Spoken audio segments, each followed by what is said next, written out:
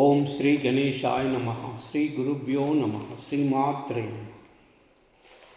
శ్రీ లలితా త్రిశతి అక్షర 8 ఖ. ఓం ఐం హ్రీం శ్రీం క్లీం సౌః కకారార్ధాయై నమః. ఓం ఐం హ్రీం శ్రీం క్లీం సౌః కాళహంత్రై నమః. ఓం ఐం హ్రీం శ్రీం క్లీం సౌః కామేశ్యై నమః. ఓం ఐం హ్రీం శ్రీం క్లీం సౌః కామితార్థప్రదాయై నమః. ఓం ఐం హ్రీం శ్రీం క్లీం సౌః కామసంజీవన్యై నమః. ఓం ఐం హ్రీం శ్రీం క్లీం సౌః కళ్యాయై నమః. ఓం ఐం హ్రీం శ్రీం క్లీం సౌః కఠినస్తనమండలాయై నమః.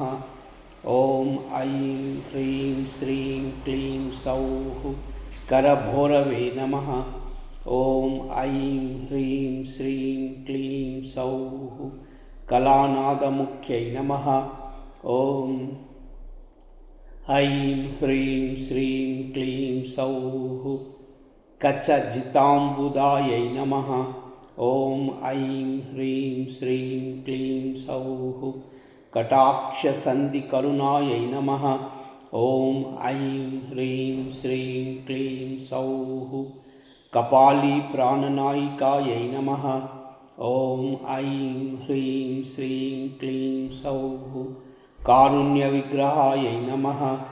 ఓం ఐం హ్రీం శ్రీం క్లీం సౌః కాంతాయై నమః. ఓం ఐం హ్రీం శ్రీం క్లీం సౌః కాంతిదూతజపావత్యై నమః. ఓం ఐం హ్రీం శ్రీం క్లీం సౌః కళాలాపాయై నమః. ఓం ఐం హ్రీం శ్రీం క్లీం సౌః కంబుకంట్యై నమః. ఓం ఐం హ్రీం శ్రీం క్లీం సౌః కరవర్జితపల్లవాయై నమః. ఓం ఐం హ్రీం శ్రీం క్లీం సౌః కల్పవల్లీ సమభుజాయై నమః.